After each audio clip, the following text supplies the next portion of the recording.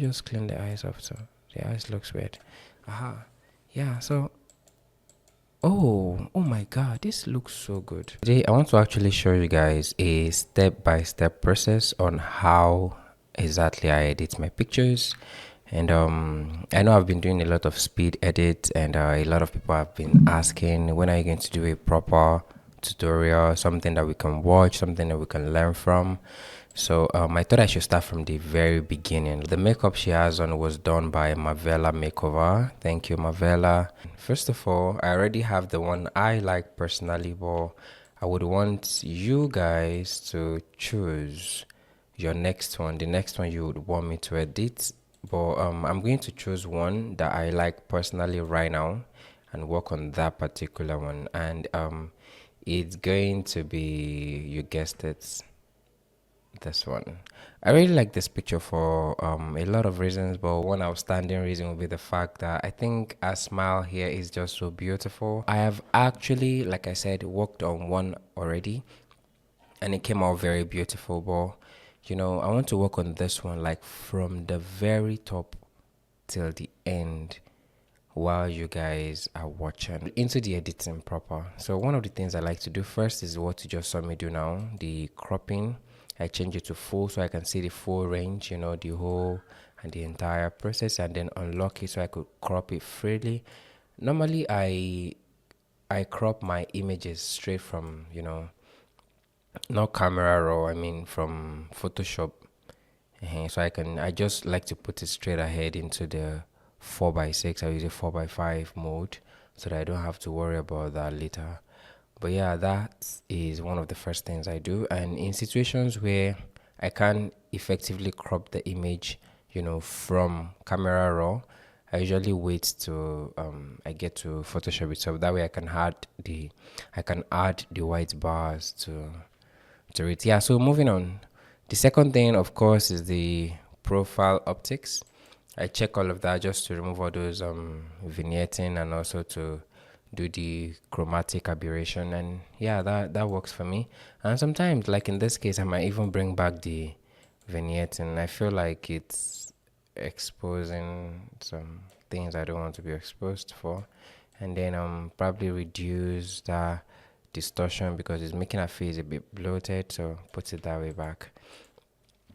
So yeah, that is that. And then moving on, another thing I like to check is, of course, the auto white balance. And this is something that a lot of people are usually scared of. Okay, but one thing I always give as a rule of thumb is, you know, have the normal skin tone before you start adding and adding and adding and adding. Okay, so what I usually want to get is like what does our skin really look like in real life, and how is that going to affect the image. Now getting the image back to looking all red, maybe is yellowish or orange-ish, is never really an issue, but a lot of photographers struggle with it. So but one thing I always want to do first is to get the image looking as natural as possible.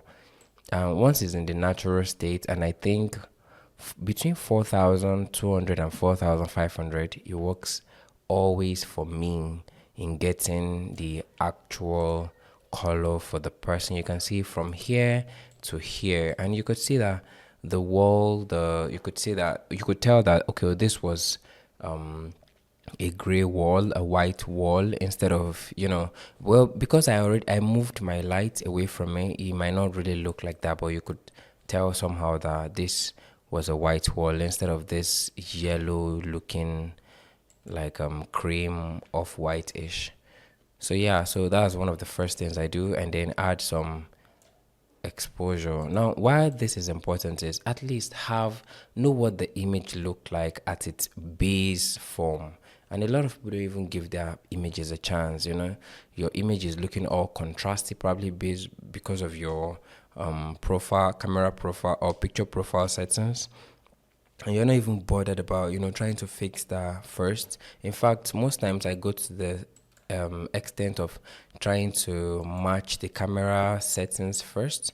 Like I think usually landscape. Yeah, I like to use landscape.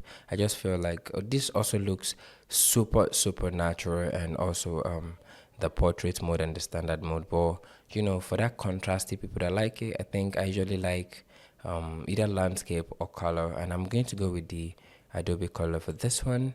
I think it looks really really amazing, and a lot of people, like I said, don't always get their image to look like they don't get their image to look as original as it could be first. I mean, unless it's already close to what you want to get, but if it's not, you might have to go through this whole process of, you know, you get it to the original look first and then you start opting for different things. Personally, this looks amazing. I love the look already, and like I said, since there is no other thing in the image, this is perfect. So yes, this is what I'll be going for from capture one, I mean from camera raw to Photoshop. So this is the before and this is the after. This is the before, this is the after. Umesh voice. Welcome to the magical world of Photoshop. One of the first things I'll be doing is taking care of the blemishes, so I might just have to speed that up so that I don't waste your time. Okay, because she's a very straight person, probably the way she bends, so that is giving her this hunch here. So I'm going to lower that a bit. Okay, I'm going to lower that a bit so that it looks more flat. So that it looks more flat and not that she is hunching. Let me show you what the before really looks like. So this is before, and of course this is after. So this is before, and of course this is after. So let me know what you think, and you know, looking at the pictures. And then the next thing I will do is to clean the eyes. Okay, so this is what we have in total: before, after, before, after. So the next thing I will do is to trim the hair, the flyaways here. With my clone stamp, I would just, you know, pick this other area and paint over, you know, those flyaways, just so that it eliminates, you know, all those unwanted hairs.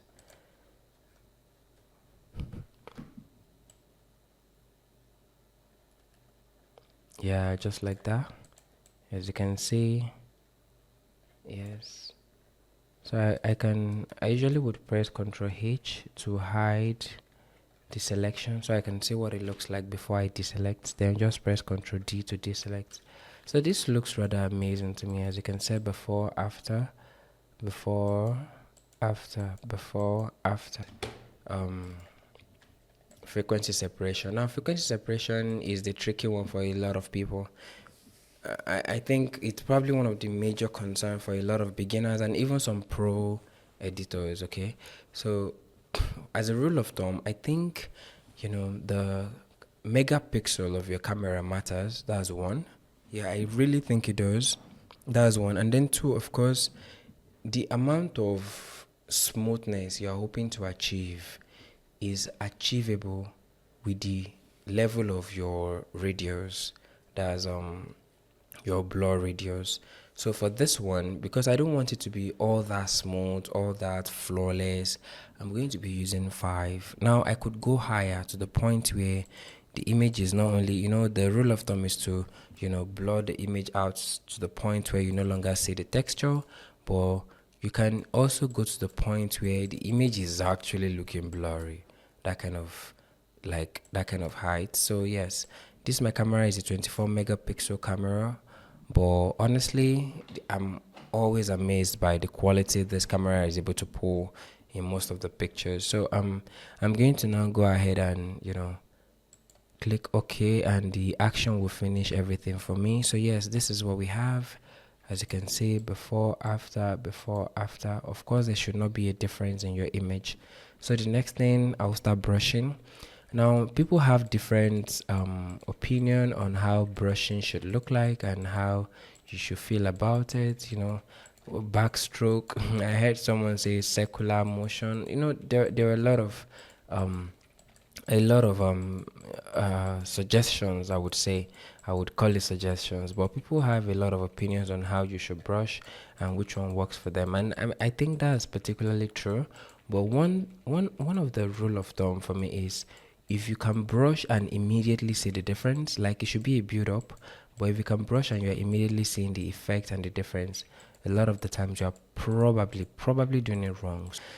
So now this is one workflow you can adopt. It's not difficult, it's not complicated, it's not, there is no doing of so much. It's just simple, it's easy to, follow along, it's easy to achieve. This is the dodging and burning, and again I use curves and duplicate this. The first one I will change it to screen and the second one to multiply. Even with the two combined, you can already see the strong what's it called, the strong contrast between them. So what I like to do is, while the is on, while this first one for the highlight is on, I will try to brush off for the shadows, okay, so that I will know when I'm probably doing too much.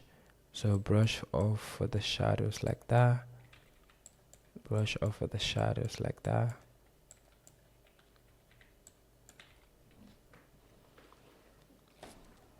Brush off for the shadows. Again, these numbers are usually between 1s and 2s, and so you don't want to go overboard. You shouldn't really be seeing the difference, while you're working. You shouldn't really be seeing the difference, and if for some reason you're seeing the difference, most times it's because you're doing something wrong. Okay, so I usually brush like that, almost carelessly. Yes, so, and then do this. Yeah, and then zoom into the face, of course, brush this off. Hey, but what are you doing? I'm not seeing any changes. Don't worry, you shouldn't even be seeing the changes. Whatever it is you're trying to fix in your brush, you're not trying to generate a new, unless of course you have your reason. But for something like this, what I'm trying to do is to maintain the highlighted region that is there already. I'm not trying to generate a new one. So yeah, this works for me. And then of course the shoulder. Oh, but I'm not noticing the difference. Again, don't worry, it's okay. You don't have to notice the difference. You don't have to see the difference. Okay, just know that it's something that it's there. It's going to be obvious eventually. So merge that, and this is the before, this is after, this is before, this is after. So you can see that glow, you can see that shine, you can see that cheek pop up, you can see that shoulder come alive, you can see all of that. So basically there are subtle and small changes. I don't like to do too much, because I'm always trying to keep the originality of the image while really making the necessary changes. And when I want to add sharpening to the image, there are a lot of ways you can do that, but most times I basically just duplicate the texture layer and it gets all super sharp. But because I'm not trying to get this super sharp, I'll just change the blend mode to overlay, so that it's not in competition with the one down. And as you can see, the sharpness is now subtle and probably way better. Honestly, this is going to be a game changer for a lot of people. I know a lot of my students already knows this trick, and I hope it works, and it's still working for them. But even if at all you have gotten a different way you do it, I mean, it's fine. There is no one way. Again and again. Now I want to believe that this is a really good image, and it's very clean. And if you want to even up your game a little bit, you can just go to your curves again. Curves is my favorite thing to use, and then change your blending mode or blend mode to screen, and probably still increase this a little bit. Then invert the mask, then carry your regular brush and paint a little bit on that dot on the eyes, that catch light. Yeah, just paint on it. Increase your opacity back, just paint on it. Go to my color lookup table, the 3D lots. I already have some that I saved and that I use. So a mild tone. I don't even know why I said that, but that's what I chose.